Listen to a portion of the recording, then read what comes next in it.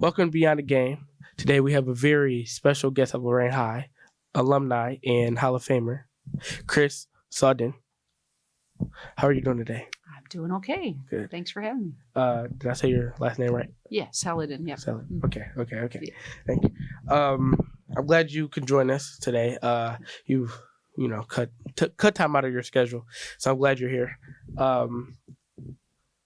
What drew you to sports, and how did you get started? Well, I really had a hard time thinking about how I want to answer that question. I was very into sports as a kid. My brother wanted to make me into a boy, basically. So I played a lot of sports with my brother growing up. He was actually a football player at Elyria Catholic, a good football star. He got me kind of going playing sports, and actually my first love was football. So I was playing football for a while as a kid until my mom said, "You're not going to try out for the football team." So then it was like, I better do something else. So yeah, it was very influenced by my brother playing sports, and my family was into it that way. Yeah. So would you say your brother really inspired you? Yeah, he was tough. Yeah, he really practiced on me, I would say. He was a real big lineman type, so he would play football on his knees, and I'd try to run past him, that kind of thing. And then I just started playing kind of by myself, like throwing the ball around and stuff like that, and doing some other stuff. Yeah. You played basketball, volleyball, track, and softball. How did you manage to balance your time with all of it? The track and softball were the same season. So I played 2 years of I did 2 years of softball, and then I did 2 years of track. So that wasn't the same season. So that was not too hard. But I liked playing sports so much. It really was an obsession for me that that was a drive. And it was more if I got my schoolwork done. My mom was very regimented. So if I got my schoolwork done and I did my homework and all of that, then I could go out and play. And so that was kind of the way we were brought up. And, it really made me work on getting done with work quickly so that I could go play sports. So that helped me organize my time. Yeah. Because I need help organizing time right now. I understand. It feels the same way. Yeah. Do you have a favorite memory from competing in any Lorain sports? I have a lot of favorite memories. Probably the best one is I mentioned to you that our track team was inducted into the Hall of Fame a couple of years ago. And we were a really small team. And so we had a lot of teammates that had to run a lot of events, do a lot of events. And we ended up being district champs. And so it was really an accomplishment. And some of those memories were really impactful, especially the district championship when we won districts. That was really fun. Probably I wasn't very good in softball, to be honest with you. I was probably the weak link on our softball team. And but we had a lot of, when I was a freshman playing varsity, we had a lot of really good players. We had a lot of all-stars on our team, and they were just great. So, and they really kind of took me under their wing because we had a good team overall. So I do remember this time when we were down to our rivals, AK at the time. So we were Lorain High, and it was Admiral King that was separate, and they were our biggest rivals. And we were down probably 5 or 6 runs, I don't know. And I wasn't very good at batting. So, like I said, when I came up, it wasn't always a very sure thing that I was going to get hit. So bases loaded, I was able to get a hit and keep it going, and we scored all these runs in the 9th inning with 2 outs and tied it. And then we went into extra innings, and I was a catcher. And I remember, I think it was Chris Barron throwing a ball to me at home plate. And back when you could block the plate, I didn't know any better than to not block the plate. I just wanted to keep that girl from scoring. So I was able to block the plate and tag her out. We went on to win that game. So that was a pretty exciting one, especially given I wasn't that good at that sport. So it was fun to be able to come through when I needed to. Were there any coaches or teammates who had a significant impact on you? A lot. I really think of the coaches and how important they were just to my upbringing and just in terms of like what I needed at the time in the way of character building and, nurturing that part of who I was as a person. So even more so than the athletic part of it, this was back in the day when we weren't really able to be coached in the off season. So we were kind of on our own to try to find open gyms to play in. I tried to play in the park with the guys. I was always told to try to play against better players because that would make you better. So I was probably the only girl playing at the park with the guys at that time. It's changed since then, but it was a way that made me better, even though I was, dominated by the guys that I played against. And so I was kind of on my own a lot with those things, but the coaches just nurtured the character and they were really good about being there for me. My basketball coach actually stood in for parents' night. Mr. Kingsley, Coach Kingsley stood in for parents' night when I was a freshman, playing on varsity for basketball because my dad wasn't available and my stepdad was kind of newer to our family. So he was like a father figure, and there were a number of those that really helped my sports career. So,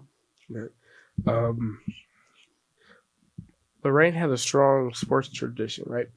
What do you think makes the community special for athletes? Oh, that's a good question. Yeah.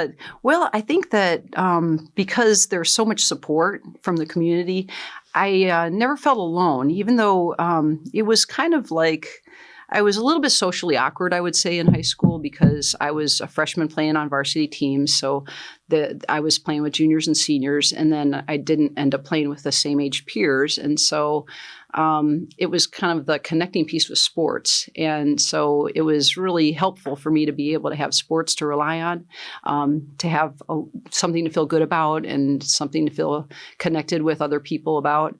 And I'd say that's like a root of a lot of the relationships that I formed with people in the school and so forth. And it was a way to connect. Like I said, probably would have been a little awkward without having sports to connect with. So. Yeah, so I think that sports is such a big part of Lorain community because it really brought everybody together in support of watching your friends and stuff like that. Yeah. Speaking of friends, right? Yeah. Was there anyone like Pacific, would you say, that helped you? Helped me in sports? Mm-hmm. Yeah, I would say my sister. My sister was 2 years older than me, so she was a senior when I was a sophomore. And because I played on the varsity teams, she was a leader, and she was somebody I really looked up to. And she was really just very good at everything that she tried. So she set the bar really high. She was, like I said, good at everything, and gave me a lot of inspiration, and really was supportive of me in my sports too. And I ended up developing a lot of friends from her friend group because I played sports with them, and I was around them a lot. So that was really helpful. Do you still stay connected with sports today, whether coaching, mentoring, or following local terms? I'm not as much today because I work out of the area, so I'm not in Lorain County as much. I spend a lot of my time out in the Cleveland area and in West Park area where I work and things. So I'm not as connected as I was. I did coach for a little while. I did assistant coaching for Lorain Admiral King's basketball team. Oh gosh, I don't know how many years ago that was with Coach Bieber, and did that for just a year, but it was a little too much with my schedule. I did recreation basketball and stuff like that, and still try to run and enter some of those races every now and then and stuff like that. But yeah, I've been a little more disconnected from it last bunch of years. What message do you have to young Lorain athletes that's pretty much playing similar to your role? Okay. I would say embrace it, embrace the moment and the enjoyment of your fellow teammates and your friends and the collaboration and going towards a common goal. And there's, I look back at what I remember most about my playing career, and it's really the times that were significant because of the friendships and the connections, teammates, and stuff like that. It wasn't so much about individual accomplishments. And I had that wrong probably when I was in school. I really thought I really wanted to, make my way and make my name and really do well with scoring. And I had a goal of getting a college scholarship, which was important to me to make sure that I was able to go to college and could fund that. And that really helped, of course. But when I look back at what was the most memorable, it was always teammate stuff and connections with friends. So embrace that. That's the stuff you're going to remember the most, I think. Okay. How do you feel about getting inducted into the Hall of Fame? Oh, it was a tremendous honor. I really appreciate, Brian gave me the call, and he had done a lot of research. I wasn't good at keeping up with my stats and the things that might help me qualify for the Hall of Fame. So he did a lot of research to be able to come up with the information that we needed. So that was I really appreciate Brian for doing that. It was nice. Yeah, Hall of Fame is a big step. Yeah. It's a big step. It's good. Yeah. If you had one thing to say to your younger self to stop you from doing something or maybe do something, what would you say? Yeah. I wanted to think about this a little bit more. I think I would tell myself to just relax and enjoy the moment. I think I was always thinking about so much of what's next and maybe not appreciating the moment as much because it really is precious, just the little things. And, you mentioned memories. And as I said, my mind immediately went to things like playing volleyball in a Rocky River tournament. We were all day in the tournament, really tired out. We were really flat. We were underdogs, got to the championship game, and we were playing really flat. And Coach Zente at the time kind of called a timeout, took us aside, and said, you guys are really playing flat. And she had a cut up Snickers bar. And she gave everybody a little piece of the Snickers bar. And she said, come on, you guys need some energy. And we all just took a piece of the Snickers bar that was just a little teeny piece for each of us. And we went out and played a lot better. And we didn't win, but we just really kicked it in. And it was just, her positive attitude and her presence and her just, she didn't ride us because we were playing so badly. She just, tried to inspire us, and it really worked. And those are the kind of moments that sort of stand out more so than, how many points or how many wins or things like that. Yeah.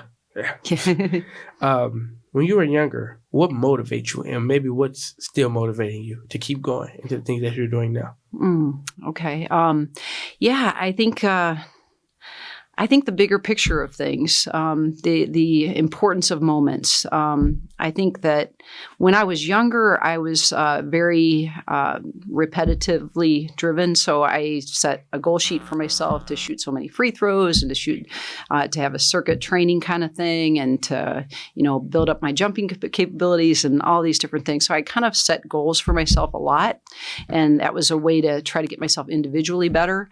But, I needed to just play against other people because those experiences give you that muscle memory and your ability to just kind of go on autopilot when you're in that situation. So I'm probably getting away from the question that you asked. Okay. Yeah. So I guess that's what keeps me going is trying to stay a little bit in the moment and try to think of what is the end game, but to enjoy the ride, I guess. Since we did that, I might as well go with the opposite question. What was a challenge that you faced? Softball was definitely a challenge. I was in the other sports, I played a lot. I was pretty obsessive about playing basketball. I was out there shooting every day. My neighbor was sick of me dribbling the basketball, I'm sure. And I'd go to the parks and I'd play every chance I got. I would dribble around with basketballs all the time. I was just always playing basketball somewhere.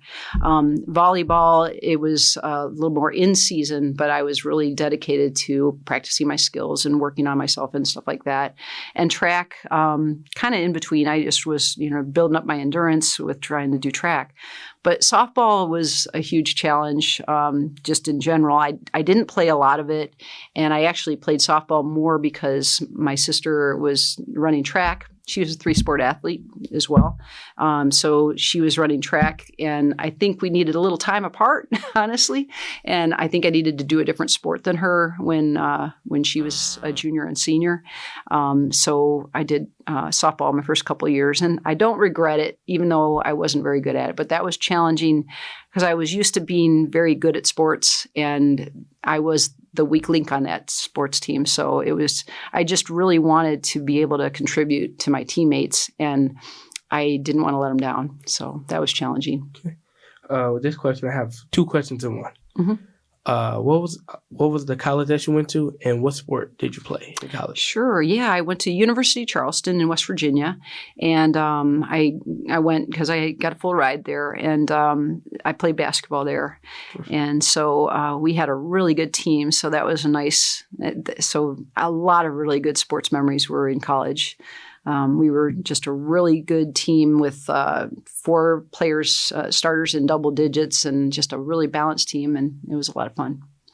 How would you say it's different from switching to high school playing sports to college, or even the academics? Oh, yeah. Good question. I was a little worried about that going to college, honestly, because to be honest, I didn't feel like I had to dedicate a lot of time to studies in high school. It seemed like it was reasonable, and kept hearing about how much more work it is in college. Our coach was real good about it right off the top, and had study tables for college athletes, and made sure that we had time and we took our time doing our studies. So it was really about developing good habits, and she was really good about helping us to develop those. But the transition basketball-wise was tough. I was working out so hard the summer before I went, and, best shape of my life, feeling really good, practiced everything that I wasn't good at to get better. I was ready to go, and then I was sitting the bench for the first time in my life, and that was really, really hard. So I struggled with that, and trying to play well even when I wasn't playing as much. So it was hard to get into a rhythm when you're used to playing like all the time, and then you're sitting the bench. That's tough. Yeah. Yeah. So, like I said, it's a big step going into the Sports Hall of Fame, because you have to do a lot.